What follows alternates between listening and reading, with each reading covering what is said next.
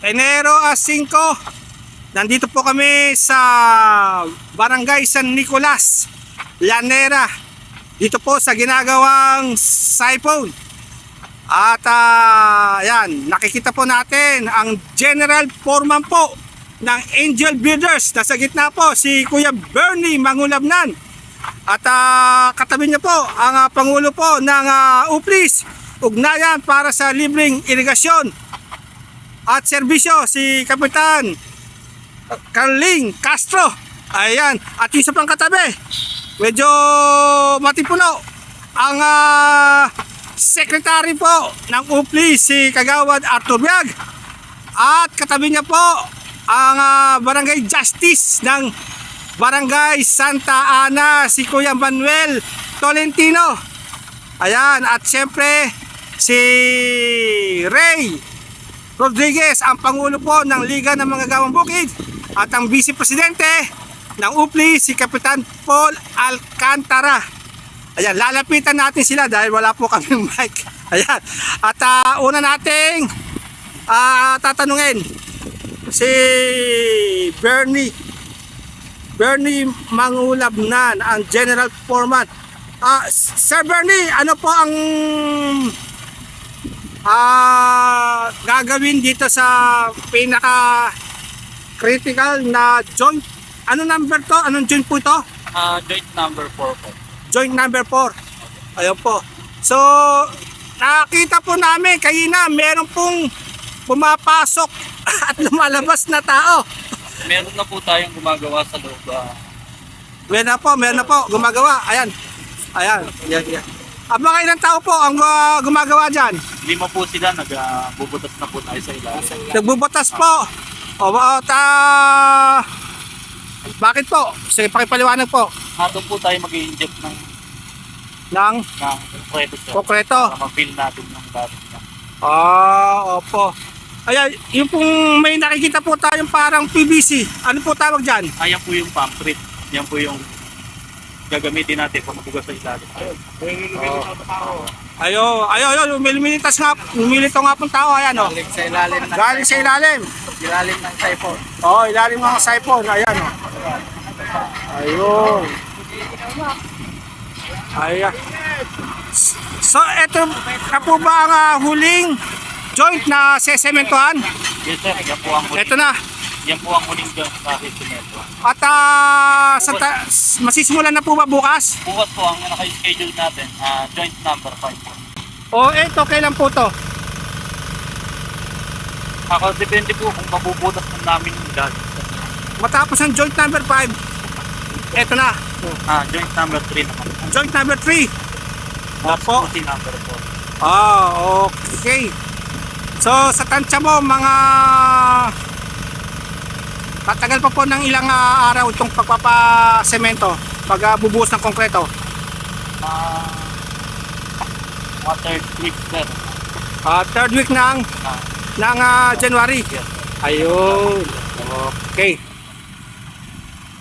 So, Kap, Carling, anong masabi mo? Base naman ho sa pagpunta namin nung sa 20, sir, yung nakikita ho natin ngayon, malaki yung mga nagagawa ho nila. Marami itong nagagawa. At saka sa ilalim, nakapag-umpisa na pala sila ilalim. Nung nagpunta tayo nung una, wala pa ho. Nung 20, wala pa nung Foreman, nung 20, wala pa sa ilalim. Ano? Ngayon, ilang tao yung nasa loob, 5? 5 yung nasa ilalim mo ng siphon sa ngayon. Ayun, so nagbubutas po sila para mabuhusan yung guwang. Base sa nakita nating picture o video yon yung pinaamon sa ilalim, nakita natin talaga yung mga tao na napicturan sa ilalim na may gumagawa ko. Opo. Ayan. Apol, ano naman po masabi ninyo dito sa ginagawa ng Angel Builders?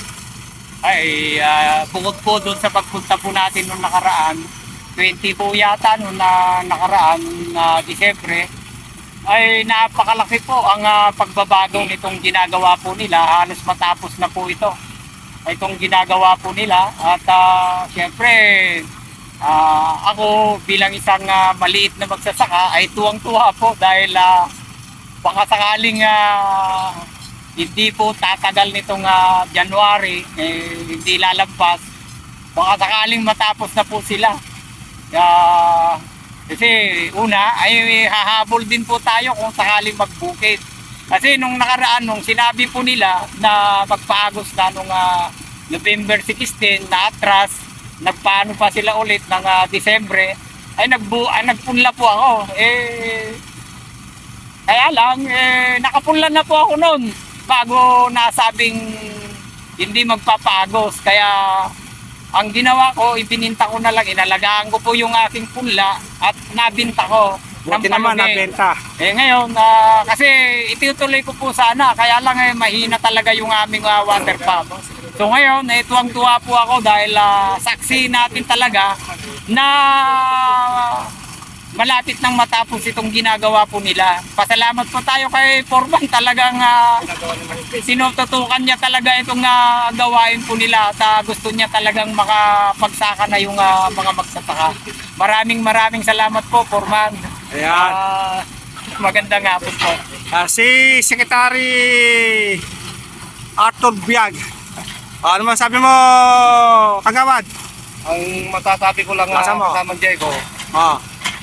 dudugtungan ko lang po yung sinabi ni Foreman na pinaliwanag niya sa atin na yung butas na tailalim ay ginawa lang nila ng paraan na kung yung jackhammer na hindi nila dinugtungan yung talim, sila ay makukuryente. Kaya po, ito nga po yung ginagawa nilang lahat-lahat ng paraan para mamadali nilang magawa itong rini-repair na typhoon. Dinugtungan po nila yung kanilang jackhammer.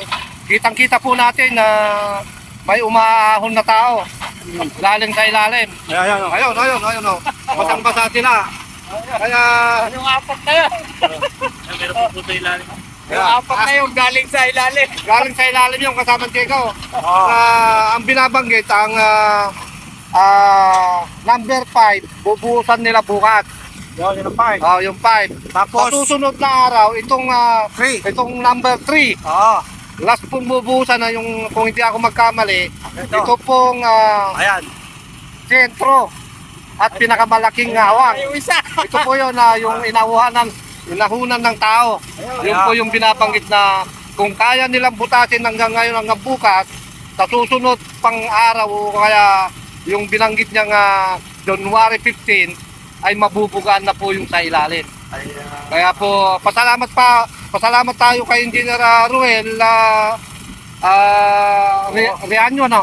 Leanyo Leanyo Bihiga. Iga at ang kanyang foreman na si foreman na